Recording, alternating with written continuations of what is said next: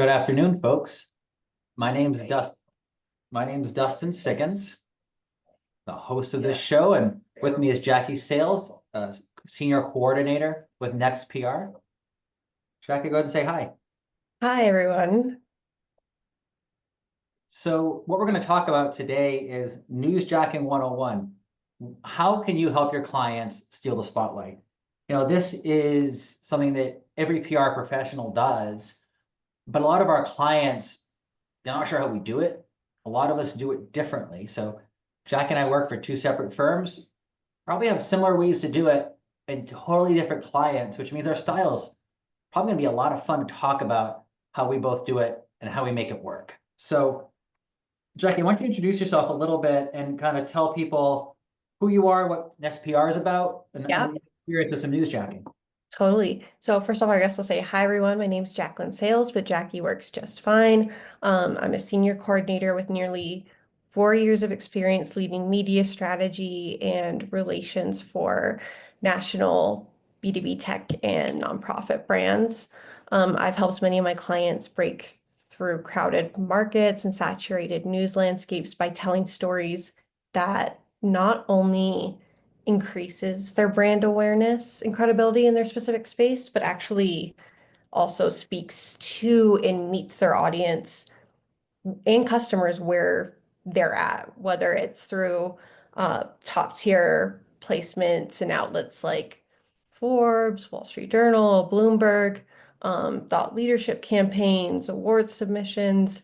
And I was recently even recognized as a 2023 rising star. That was like 2 years ago now. That's so crazy. I don't know if I can call it, Right? I don't know if I can call it recent. It was a rising Not right star now, Sophia. in PR Daily and Reagan's Communicator of the Year awards for my work. Wow. So I'm really excited to talk about newsjacking and what it means and the good ways to do it and the bad ways to do it. It's one of my favorite ways to get some quick national media hits and build those relationships with reporters. So let's talk about that because everyone may have a different definition of hijacking the news, newsjacking. So let's talk about when you say national hits. What's an example of in the last month using the news cycle to get a hit for a client? I mean, I think the biggest thing is tariffs, right? And I know, Dustin, you said Yes. you just were working with a client this morning on some Yep. commentary and getting them into conversation. So the tariff talk and how it's affecting organizations, how it's affecting investors, how it's could potentially be disrupting to Sure. your business. Um, Hmm. the perfect example I can think of right now that's very, very recent, very hot and trending. And we actually, as you said, we did that this morning. We had a client that wants to talk about some of the historical components of tariffs. And yesterday's change that there's a tariff pause kind of changed the conversation all of a sudden. And so that created a lot of concern. Our client is a PR firm trying to help this spokesperson. So we quickly made a couple edits, made an intro change, got it published at a political blog. That will now serve as one of the foundations, in addition to some interviews that this person has been secured by the other firm for an op-ed we're going to work on, hopefully, probably tomorrow, actually, on, okay, now tariffs are paused. How should other countries negotiate effectively with Trump? That's going to be the angle. And as you said, hopefully we get national press on this one because it's such a relevant topic and it follows what we call the three T's. It's the right topic at the right time. Tariffs are the biggest economic deal right now. And this particular spokesperson, I won't give the background, but this person is highly qualified to speak on the topic. And so if someone with the right title, the three T's, is how PR works, but especially with newsjacking, when you might have this big name that's driving the news cycle, but those smaller names that have that niche credibility and niche ability to talk uniquely about a tech, the future of an industry or a culture can Yeah. really ride those coattails. Yeah, no, definitely. The inner workings, I think, is where I see the most success with newsjacking if you can really tailor it and bend it to your audience, but it has to be in the right way. Yep.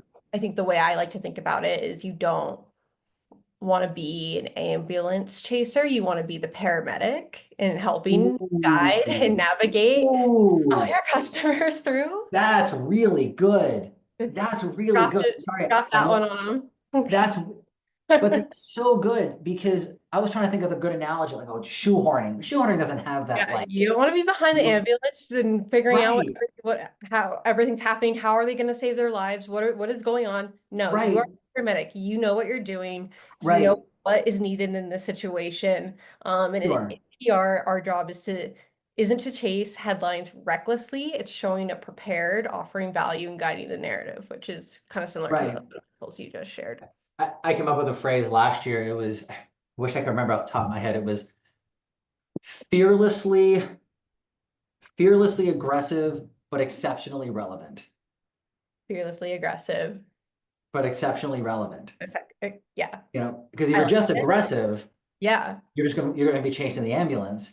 If you are just relevant, no one's gonna notice you. You know, a tree falls in the woods if nobody hears it. If you're just So aggressive, you're obnoxious. But if you're aggressive with tech, you're seen you're as a exactly leader. right. No, it's exactly right. Now let's take a step back because we've talked about the ambulance, right? You've talked about the ambulance. I like to distinguish between following the news and leading the news, right? And so let's talk a little bit for our audience about those two different components of PR. Because a lot of times companies want to lead the news cycle. They want to announce their product. They want to announce a conference. They want to be out there and have everyone see that they are the big dog. The challenge, of course, is that's a huge amount of effort. And Yeah.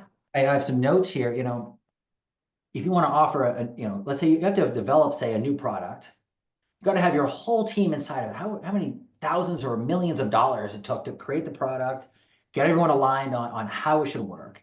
Mhm. Then you've got to think about the communication strategy, your spokespeople, your media lists. What kind of content should you push into the media, your digital marketing content? And then you have company newsletters, you have influencer outreach. That's all if you want to lead the news. It's a huge Mhm. amount of effort. But the benefit is if you really are leading the news, everyone else is following on your coattails. You are the ambulance and Yeah, everyone else is trying to follow in your wake. So the exactly. benefit is done right. It has the greatest amount of exposure and make the greatest amount of penetration into your target audiences. So that's leading the news. I want to pivot to you. How do you help your clients take advantage of that, you know, strategically? You can't Mhm. just obviously scramble the day up. Like, so let's talk about Yeah. how do you help your clients see the ambulance and say, ooh, that's the ambulance we want to take after? Yeah, well, I think going back to your kind of the differences between right leading the news and newsjacking, there Mhm, are two very clear differences between the two. But mhm, I think the biggest difference between them are when you're leading the news, you're owning the story from the mhm, jump or the situation mhm. or whatever um has happened. Uh, Sure, Newsjacking, you're joining the cause in the moment to share and sure. provide a different perspective and opinion Mhm. on Yep, how this certain scenario might be shaping your business, your customer, impacting your mhm, customers. sure.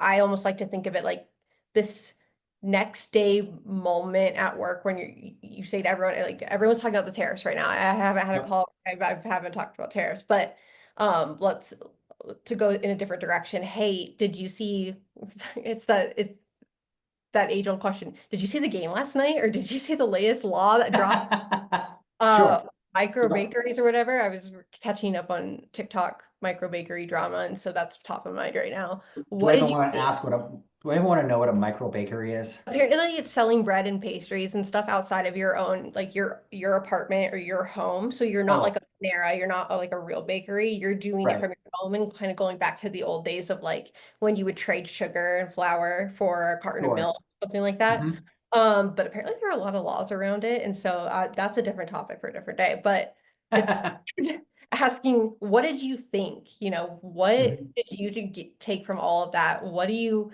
mhm. going to change the way we go about what we do in our day-to-day lives. And it's that same moment, only now you're Okay. taking it on behalf of a brand or client, and you're taking it one step further by sharing tips, advice or insights on the situation. Okay. So one of the examples I love to use is markets. Markets, tanked last week. They kind of recovered yesterday, the day before. If you're a financial advisor, that's a great opportunity to write an op-ed about market principles, Yeah. right? Because there's a lot of compliance around financial advisors. They can't just go out and say whatever they want. But a financial advisor can come out on LinkedIn, on a webinar, on a video, and an op-ed, and they can say, the markets are going down. This is a good opportunity for people in this age bracket to invest more. If you're, let's make this up, over 60, you may want to pull some money out right now because the market's going to, be going down. But timing the market, time in the market is better than timing the market. That might be an example of what you're talking about with thought leadership, where the PR person comes in and says to that financial advisor, hey, the markets are going down. What do you want to say? Oh, this is what I want to say about it. Okay, great. How can we make that unique to you? Because every financial advisor is going to be saying that. Right. So how do you coach clients to focus on that, what they uniquely can offer, whether it's truly unique in the whole world of, say, financial advisors or in their geographic niche, their industry niche, et cetera?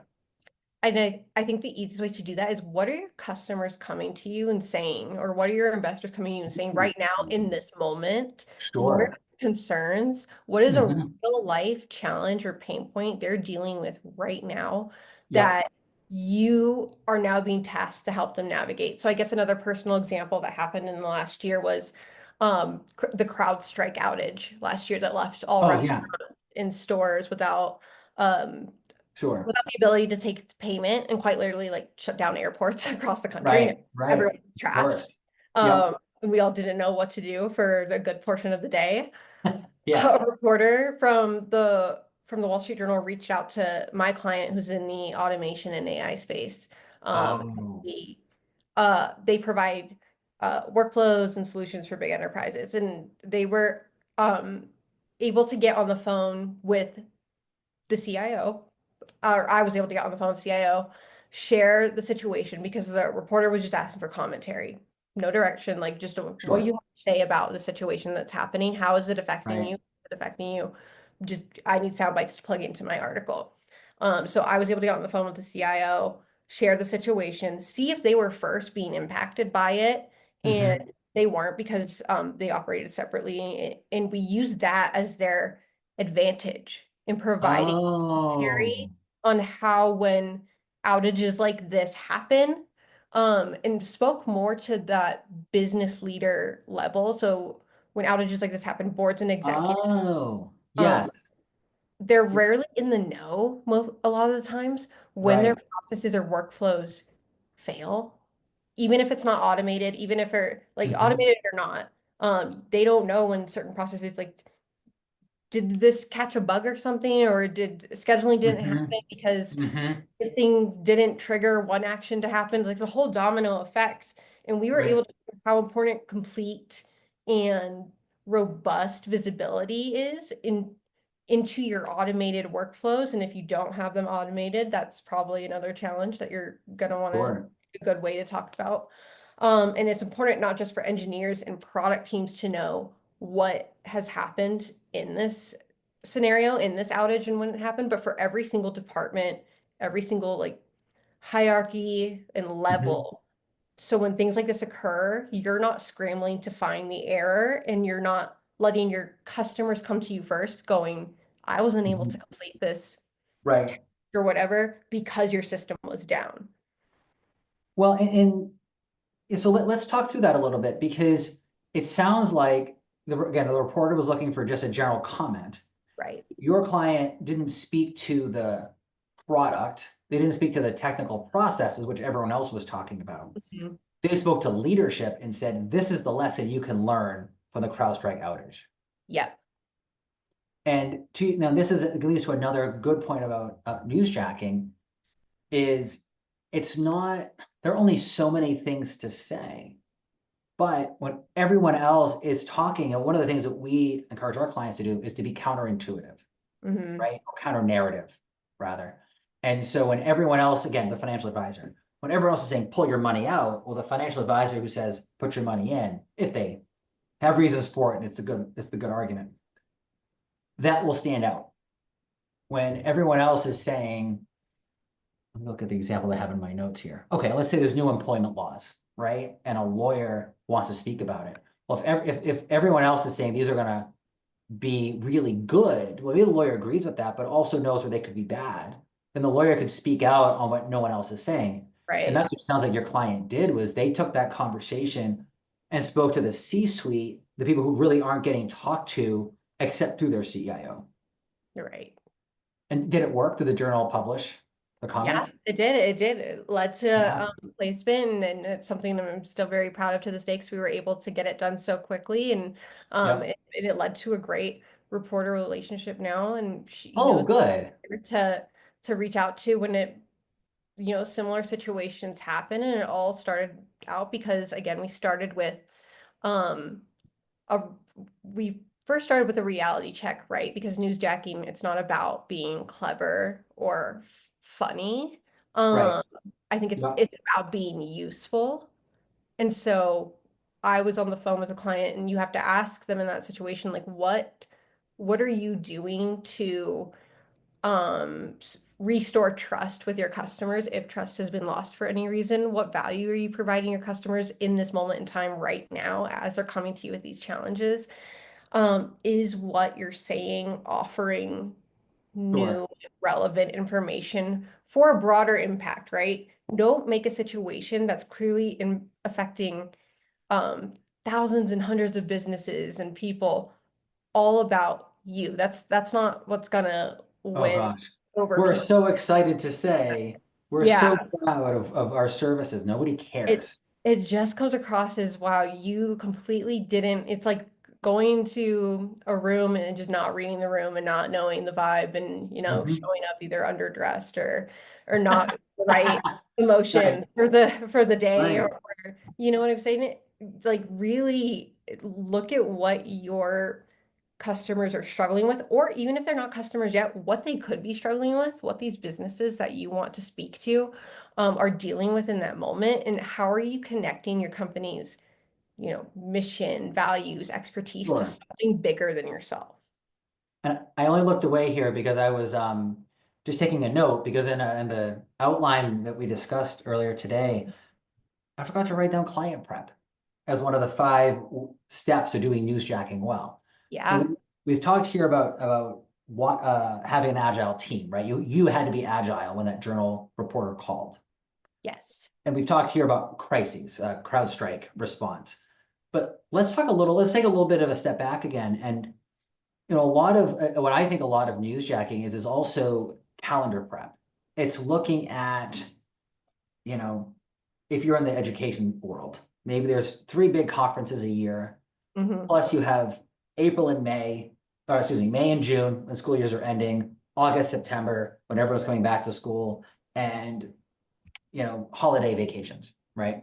You might have 4 or 5, 6 times a year where the calendar gives you those opportunities to plan ahead for newsjacking. It's not that same fast moving chasing the ambulance. It's more like, I don't know, can't think of a good, you're better at analogies than I am, clearly, because you thought of the ambulance I'm one. not, I But, can't, I can't drop another one right now. That's too much oh, pressure. okay. All right. But when you have that one that you can prepare for, let's talk a little bit about that, because I think again, a big part of newsjacking is knowing what's coming. When I was a political journalist, every single year there was the budget season. Every 4 years you have presidential elections. Totally. Every industry has its seasonality where things are busy and slow. And so, how do you advise your clients to look Mhm. ahead on the calendar? Yeah, no, that's a great question. And I think that's where newsjacking gets it a bad rap, I think, is because it does seem like you're just trying to chase the coattails of something else, when in Hmm. reality you can do a lot more strategizing and planning and preparing ahead of time. You may Hmm. not be able to predict everything that's going to happen in the news, but you can certainly prepare for it. And that's where proactive PR is going to be your best friend. So I think one of the first things we do is track trends make sure we're Mhm. not chasing them. We're spending time reading and analyzing the news daily, seeing what's being said by some of the biggest decision makers in the industry, in the space. You'll start to notice patterns very quickly. There's a rhythm to Mhm. what gets covered, when Yes. and how, and who are the go-to people for that, and what are they looking for in terms of insights, tips, advice, whatever the case may Correct. be. And from there, you can start developing parameters or lanes around what you feel comfortable speaking to. So start by identifying, and Okay. ultimately, all news is, right? It's typically they start by identifying the common scenarios that these breaking news situations are, and how they relate to your industry. Most of the times, it's either a scandal, it's politics, it's cybersecurity breaches, policies and legislation changes, outages, like with the CrowdStrike example, or very recently, economic uncertainty, recession talk. And then even in some cases, pop culture and celebrity deaths that might be relevant to you in that time. It doesn't have to always be, B2B or tech or things like that. But start to figure out when these scenarios do happen, because they will happen to you at some given point in time. It's just the nature of Mhm. running a business. What is most relevant to you, and how do you guide customers through it? So I agree with what you're saying. There's a lot of, crises and things that pop. But again, I do want to come back to something you said, but I want to go back. I want to first look at the calendar idea because we had a client, we were brand new with them a couple years ago. Their client gave us an op-ed. It was, or their author rather, and it was 1,200 words. It was, and we were told, get it into a regional outlet. How many Yeah, regional outlets do you know that publish op-eds that are 1,200 words long and highly technical? I think that number's zero. maybe a few, but not. Yeah, it's gonna be tough to get. That's gonna be a dry byline, I think. Yeah, exactly. What we did was we shortened it, made it about 750 words. But Mhm. the key thing we did was that the topic was related to bodily health. And we thought, well, gee, it's May, we're about to have summer. Yeah. Well, let's talk about the fact that in the summer, that's when kids eat the most unhealthy foods. We actually found a couple of studies that, between carnivals and soda and ice cream, that's when kids are eating the least healthy, most sugary things.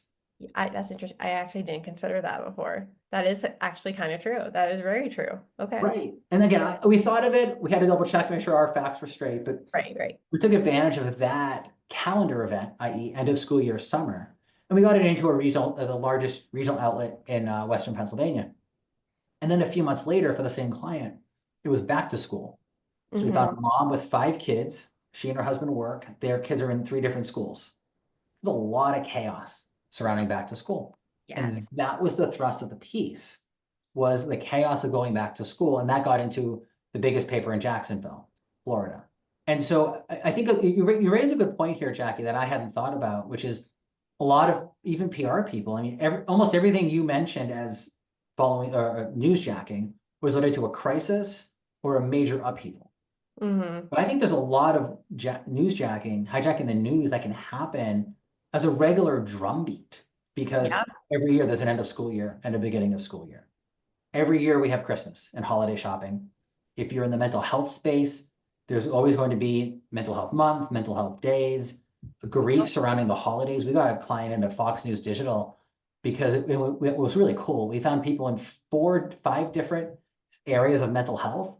One was a client, 4 weren't. But we got them all interviewed by Fox for holiday grief.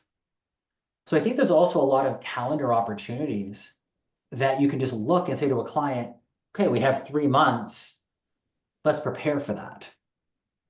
Yeah, no, it is really, really helpful when you have dates that again, like a new data is dropping, right? Or a Right. report, or Yes. policy updates are being made, or in your to piggyback off your example, FAFSA applications are always kind of coming around. They're Right. due in the Yes. fall and in the winter. Yes. In January, that is when FAFSA opens up to students who are going to complete the Correct. application. And actually, Yes. we um had a client in that space who offered tutoring to low income students in school districts and helped them because tutoring more often than not is moving towards a paid program, and a lot of school budgets and funding are being cut.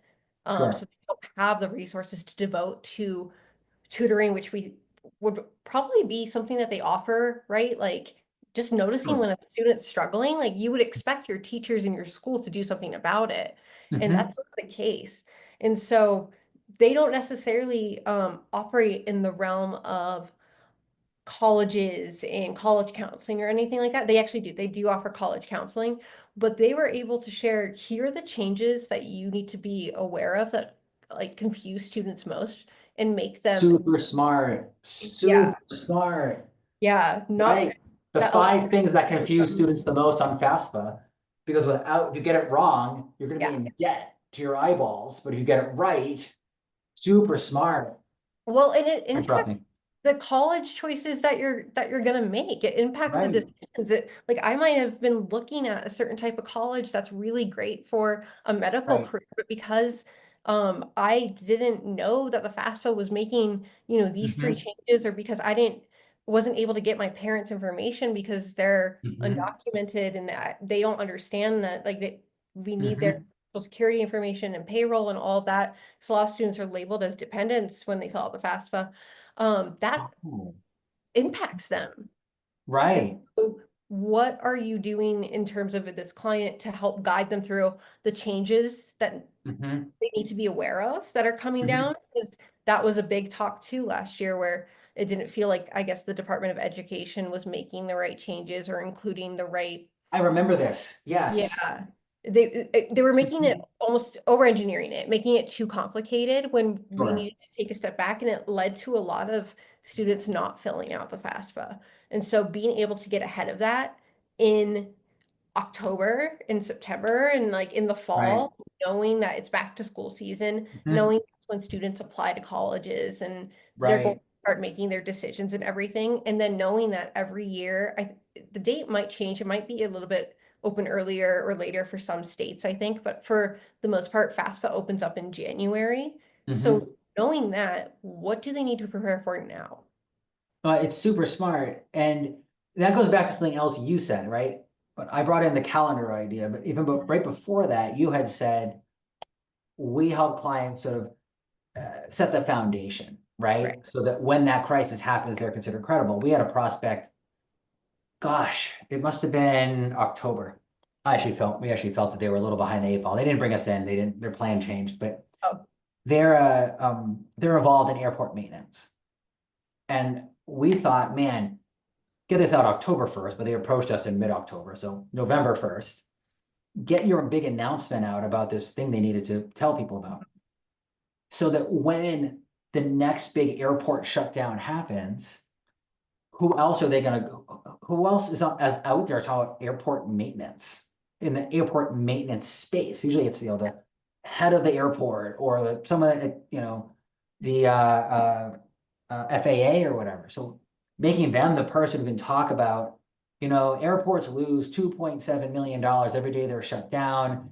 They really need better that would have been a perfect newsjacking opportunity, but right. it can't happen unless they're coached ahead of time. So I like what you said because whether it's we don't know when the crisis is going to happen, so let's be ready, or we know when the conference is going to be, we know when the financial reports are getting released, we know tax day is April 15th. You don't want your client talking taxes in November at Thanksgiving. You want your client to start maybe mid-January, leading up to that big cycle in March, April, and May. Yes, exactly. Now, how do one of the challenges, of course, with a lot of PR, any kind of marketing and branding, frankly, is, oh, I want to get into Wall Street Journal. I want anything to go viral. We want to gain this much revenue in the next 4 months, 1 month. What's the problem? How do you all at Next PR, again, I'm talking with Jackie Sales, Senior Coordinator at Next PR. How do you all help your clients understand the process of this big thing can't happen Mhm. unless you're ready for it? No different than an athlete practicing before the big event. Um, and I think that's having, again, a big thing is going back to what I was saying before, is identifying this common situations or scenarios that can happen, and then start by building a commentary bank. I swear by this. A Pre-approved, commentary bank. I like that. yeah, pre-approved, pre-written points of view that you can repurpose very quickly. So to go back to Mm, the CrowdStrike example, we hmm saved that CIO's commentary that was used and then got published in the Wall Street Journal in this commentary bank, and have done so now with several other situations that have occurred. And it doesn't always have to be a crisis, as you were saying. Some national, hmm some more industry related. Now we have fleshed out like sound bites and Sure. quotes and things that they have already been approved by the client that we can then plug and play into hmm different situations, because really it's the same. Again, you go back to patterns. When things happen, it, what usually happens, it's disruptive, or it's hmm costing you more money, Right. or this is impacting your ability to do this in some way. It's like it's the similar problems each and every time. You just throw a Right. different headline to it. That's right. Well, And so, and I'm sorry, I cut you off. I didn't mean to. oh, go Go. ahead. No, keep going. Keep going.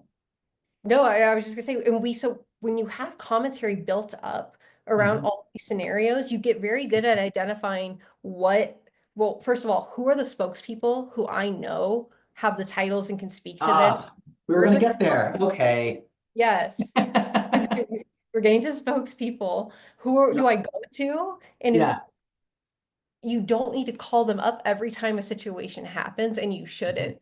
But Right. you already know, we've talked about this for 2 months, 3 months in advance now. I Yes. know that when this happens, they want to go out to reporters with this like specific insight or tip, and Well, we have it ready. and that's the thing. I think a lot of the commentary among PR people on LinkedIn, talks certainly about uh, what do you want to say, how do you want to say it. Timing is really important. All those things.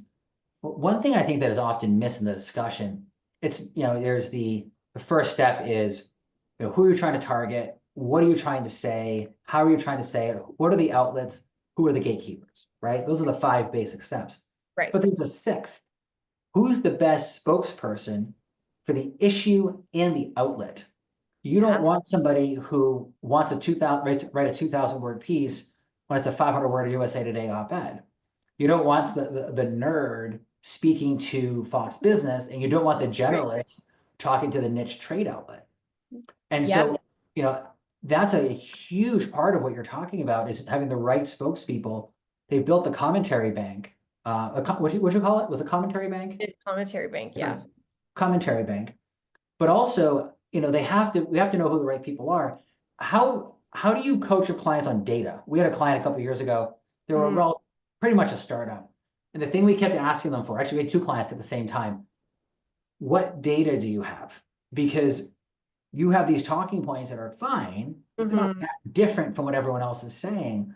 But if you tell us that you have five clients and you've increased their efficiency by 8% Mhm. for half the price of the competition, that increases the credibility in that commentary bank.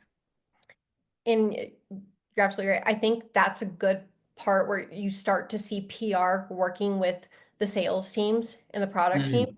Let's go hmm to them and see, this report is saying 50% of businesses don't have an automation solution that allows Yes. them to do this. What are you seeing? What is your actual Right. engineers and the people who are putting together these solutions? What are you seeing? Or is this a trend that they're noticing? Yep. They have something that actually goes against this? Do they actually see it's actually a lot higher? Actually, hmm 70% of people don't have this type of solution that we're working on.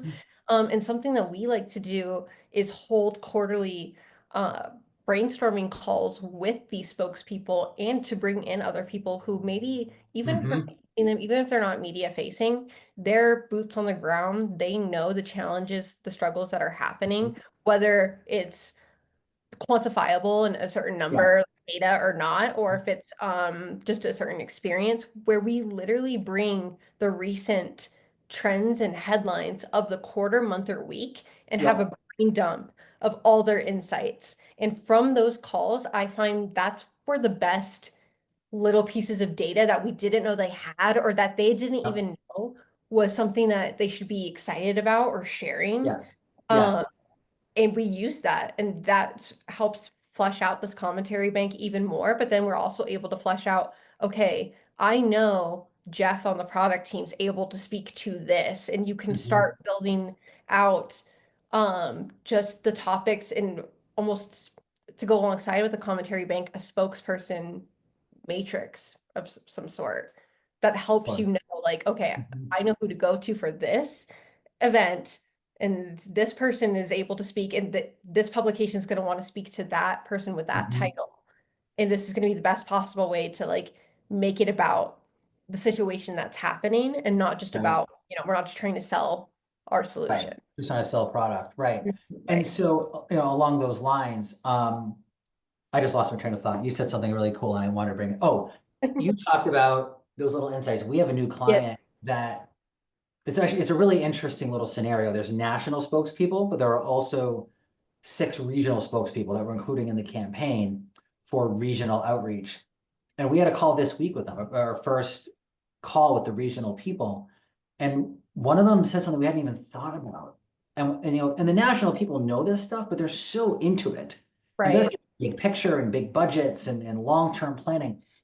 When we brought in that regional person who had that very passionate story, Hmm. we're going to use the 2 people that person spoke about in that region as spokespeople, even though they don't fit the sort of model that we were working with previously.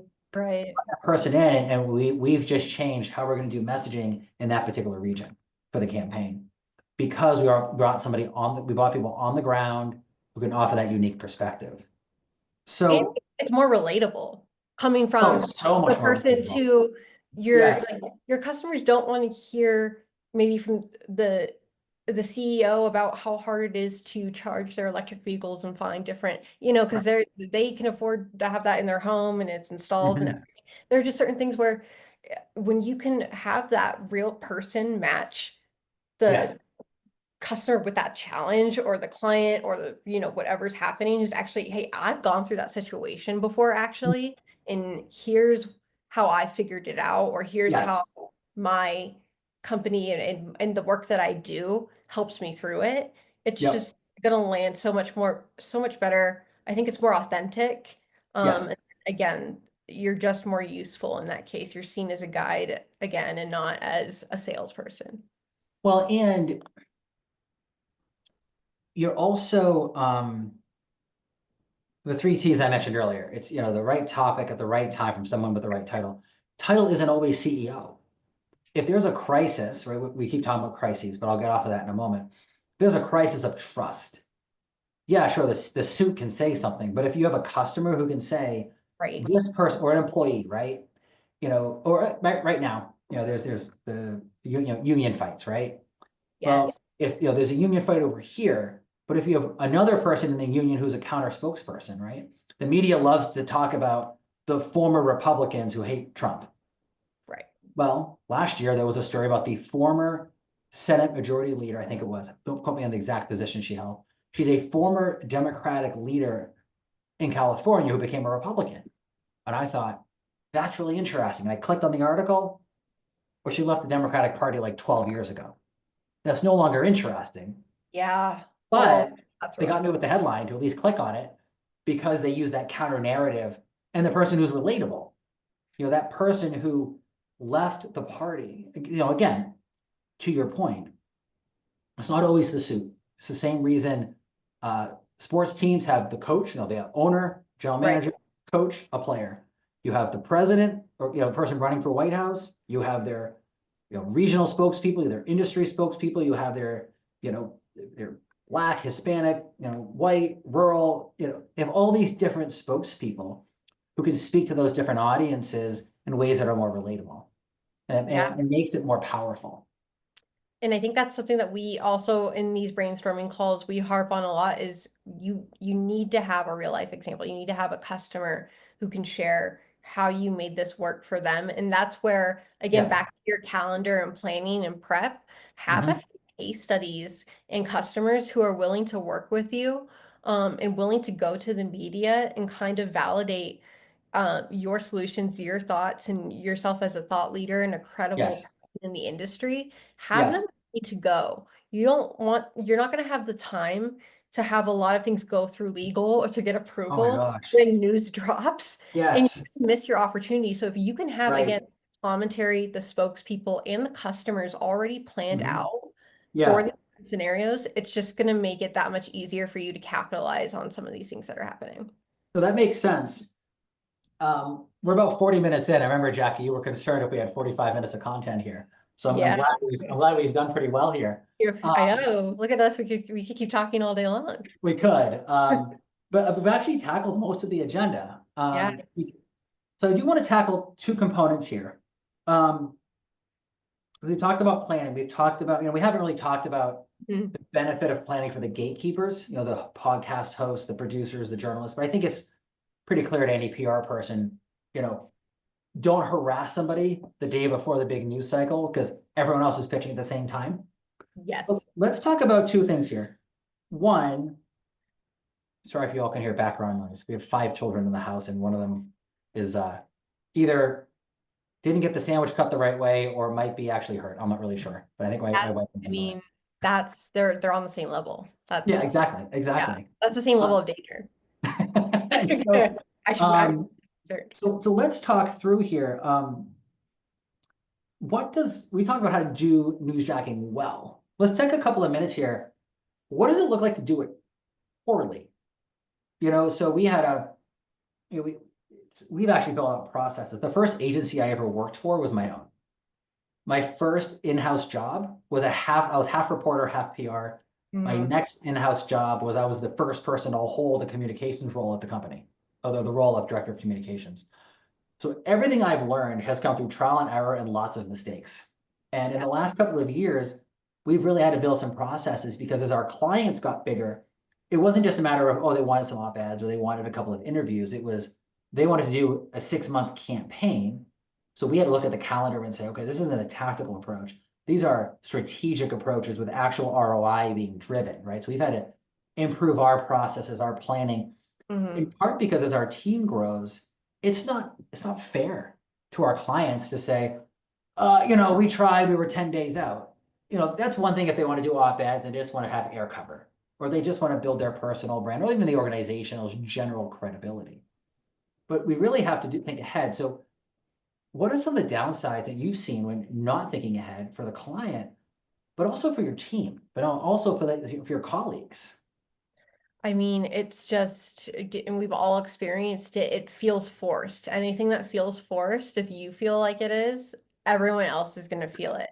If the True. connection is thin, it's Yep. not worth it. Mhm. And then at this point in time, news has a very short shelf life. So Gosh. you can't be pitching too late. If something happened a week ago, sorry, like that's good to know Right. for the future. But I think that's where you're able to use moments or missed opportunities maybe with newsjacking as like, hey, that's something that we could have spoken on. So let's still come together and Mm, talk about what you mhm. would have said. Right, We right. can redo this all over again. So that way, when it happens again, we're ready. We have the content to go out with, or Mm, maybe, it's something that we include in a blog post later down the line. Maybe it's mhm, something that you talk about on your social media. It doesn't always have to happen right when news is hitting. So that way, if you're just keeping it as a topic in the back of your mind that, hey, that was important, that affected my industry and it caused mhm, these challenges, I want to be able to share something the next time mhm. something like that happens. I think that's probably the easiest way. And I think too many clients when they think they've missed an opportunity, they go, "Oh, no, we'll just have to wait for the next one." No, let's not wait for the next one. Let's Well, talk about that opportunity now and right. use hindsight to our advantage. No, and that's a really good, one of the keys I think that PR firms often miss is that client communication, right? That client cadence, because you can have the best services with the best contacts and the best stories and everything. But if you haven't prepared the client through the commentary bank, through Yeah. understanding their spokespeople, by earning their trust at the very outset of the conversation before they even sign the contract, you're really already really far behind. And so I like your point here where sometimes a client comes in and says, we need this thing. And we have to say, no, it's too late. It's too late. But it's not no, right? Who was it? Was it Lizzie Harris or Stephanie Roberts? I forget who posted on Facebook, on LinkedIn. Um, no, right? No, we can't do it this time. Or Why not? This, and this. Oh, shoot, well, can't you try? We could, but it'd be a waste of your, well, we actually tell clients, it's not going to benefit you. You're going to waste your time and money paying us to do right. it. You're going to get stressed about it on a short timeline, and it's probably not going to work. Yeah. The good thing is PR is marketing and branding is a long-term strategy. So I like what you just said here. Let's learn for the next time. Let's make sure that we're planning ahead, because you miss some shots in basketball, and if you take the water cooler every time and chuck it into the court, you're not building teamwork and culture. But if you say, I missed it, I'll practice more tomorrow, then you're preparing for success. I also think there's a kind of, I think there's the initial knee-jerk reaction that we all want to say and chime in on something when something Right. happens. But again, you can't just be the fastest or the loudest just because you see everyone, all your competitors are jumping in on this news, or maybe you see all of your, oh my God, our customers are concerned about this trend. We need to say something. Again, don't be the fastest or the loudest. That's the surefire way to be seen as that client or that company. And it turns off your stakeholders, and it's just not a good look, and it damages future opportunities where you could have said something really, Right. really strategic and meaningful. And Totally agree. if you're in cybersecurity and you don't want to be crying wolf now for every Right. little thing that happens, and a month later have a major data breach happen, Right. and because you inserted yourself at the wrong time, reporters Yes. aren't paying attention to you already because they only associate you with you being irrelevant. You're only focused Right. on making the sale. Like what you're saying has nothing to do with what's going on right now. Like you're not even Or, in the room. or you're spraying and praying, and they Exactly. go, oh Yeah. boy, here's that person's name again. You gave me I like your ambulance chaser analogy, so I'm going to steal that one. I already tagged you on LinkedIn for Commentary Bank, so Okay, cool. give credit for that one. But I'm Yeah. going to give you a phrase I made up last year, because I was doing some commentary on LinkedIn. I'm still building out my voice on LinkedIn, and Mhm. some commentary on some of the rebrands that were going on, and Jaguar, for example, things like this. But I realized, and I kind of already knew this. My background is in political journalism. Everyone has a hot take, but I'll take. Everyone has an opinion. but what about a value take? And my colleague Robert pointed out, right? My colleague Robert pointed out the the I see.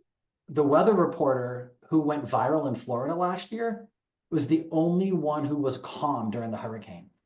She was just standing there, laying it all out. And because she was calm, that goes back to the counter narrative. But I guarantee you, if that person said, oh my God, it's an emergency, everybody would have listened. As opposed to, I live in Virginia, we get tornado warnings a few times a year. And my wife is from Texas. She's from Tornado Alley. And she's like, I'm not seeing it. Yes. So it's easy to not, the boy who cried wolf. And so I think value takes are underappreciated in Mhm. the current commentary world. But we encourage our clients to use silence on a regular basis, because it's better to miss this opportunity, or, as you said, you make a mistake because you're moving so quickly, you say something the wrong way or to the wrong Foot and people. mouth. Yeah. And Just now you haven't put your foot in your mouth, you put your whole right. finger in your mouth. I mean, not all of us are that flexible. And so it creates a real problem. I think that's just as important as knowing when to jump in, knowing when not to jump in, and knowing when. So what if your competitors are talking about? Let them look bad. Go ahead and let them take on that, Right. That's that right. backlash and everything. Because to your point with the calm weather reporter lady, everyone was looking at her and going, "She's not freaking out. She's telling And her if she does, not." right? It's just that's when I should be concerned. It's going That's to be right. so much more seriously, your perspective, because if you're just like, no, we know that our customers are fine, we know that our investors are fine, we know that our brand Right. is good. We have nothing to do with this. This is just not our lane.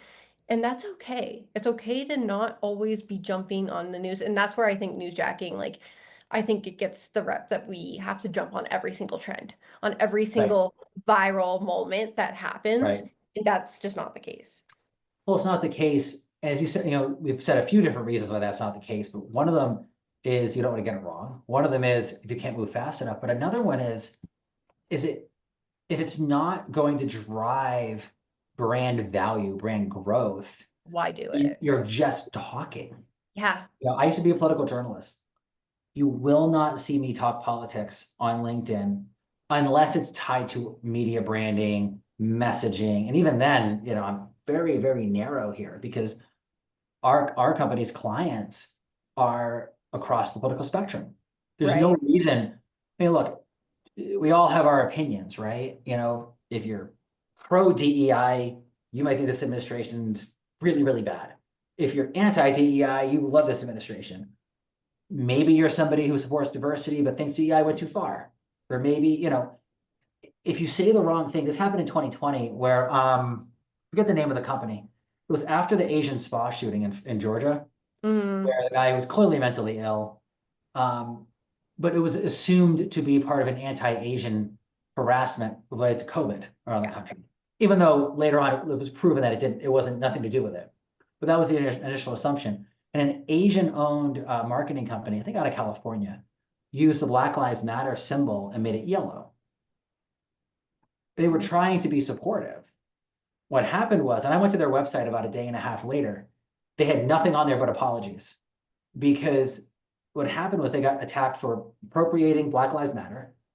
They got criticized for using yellow, the old, you know, pejorative against Asians. Mm-hmm. And they were an Asian-owned company. I mean, they were trying to say that they were trying to support the people within their own demographic, their Right. minority demographic, and they got crushed. On the flip side, you had Boeing at the time. This was after the Max crashes, but before everything else that happened last year, Mm-hmm. where they were Nikki Haley, then the just passed governor of South Carolina, was on their board. She had left the board, criticizing them for seeking a federal bailout during COVID. Yeah. And I watched as conservative bloggers talked about this, and nobody else did because Boeing shut their mouth. Boeing, it could have been a crisis. Nikki Haley, a former governor, probably a former ambassador, excuse me, as well, and probably going to run for president, is criticizing them. But they shut their mouths and it became just Nikki Haley promoting herself, not a crisis. Five Guys doesn't respond to people who criticize their high prices. It's like on social, and I mean the same thing. It's kind of social media. When you see people go back and forth fighting with a troll or Oh my whoever, and gosh. you're like, why are you giving Oh, them energy? Why are you giving them right. space to keep the conversation Seriously. going? Because all that's gonna stick in my head is this moment and not all the great things that you just posted about. I don't even know what the post was about anymore. And that's the Right. same thing here. I don't know what the story or the article is about anymore. I'm too caught up Right. with our brains are wired to focus on negativity, Yes. unfortunately first. It's Yes. always when you get feedback, you're always focused on you can have a long laundry list of like the best things that you did. Right. You're a great Right. talk, you're a good teammate, you're collaborative, Right. but you just don't show up on time every day. And the only thing that your brain zeroes in on is that. And that's kind of the Yeah. same thing that happens. So don't devote energy to things that just are not gonna make your Not worth business it. stand out. It's just gonna Don't punch count. down. Never Yeah, punch down. exactly. Never punch ugly. You Nope. know, you can be hard hitting without Yeah. being ugly. You can be Yeah. critical without being a jerk, and you can be positive without being effusive or enabling. And that's the key thing about Mhm. chasing the new, you know, the news story ambulance is, like you said, you said this, what, how many minutes ago now? Let's see, hang on. 54 minutes ago was one of the first things you said is you have to be the surgeon. You can't Yeah. just be the news media Paramedic. chasing after the ambulance or the lawyer chasing after the ambulance. You have to be the surgeon who's saying, look, I'm not driving the ambulance. I'm not running the hospital, but I am the person here on site adding value in a way. Right. Done right, newsjacking, it's not noise.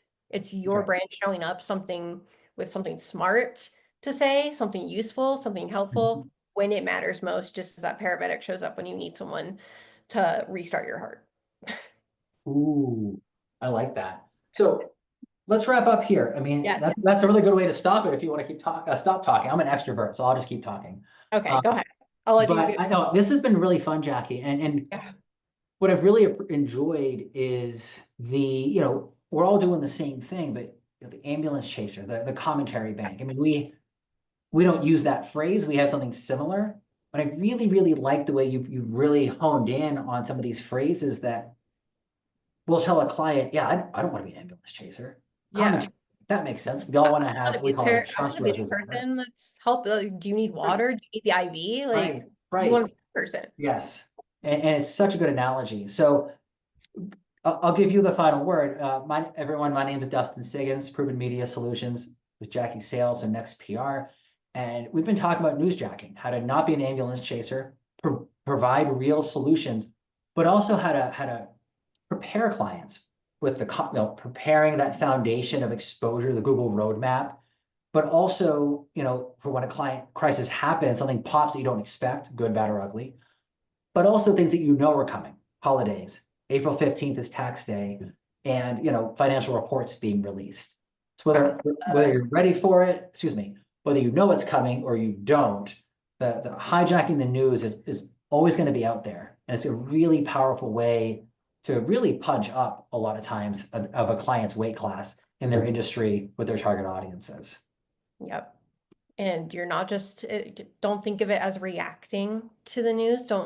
That's not gonna help anyone. You're strategically adding your voice to Yes. the moment that matters. You're showing up in a Yes. conversation because you belong there. And I'm just gonna Really like good. right Really there. good. No, no, and I lied. I'm actually going to talk now because Okay. I really like it, right? You're not just making noise, you're Not showing you belong in the conversation. right. Right? And so many people personally are often concerned, oh, can I add? But when they have a brand, they almost want to like every opportunity versus just saying, what are our pillars? Where can Mhm. we add the most value? How can we do it?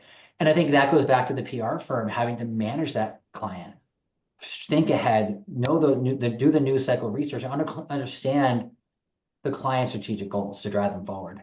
Yes. Couldn't have said it better. Jackie, this was a lot of fun. Thank you very much. Enjoy Yes. Thank you your for day. having me, Dustin. It's been great.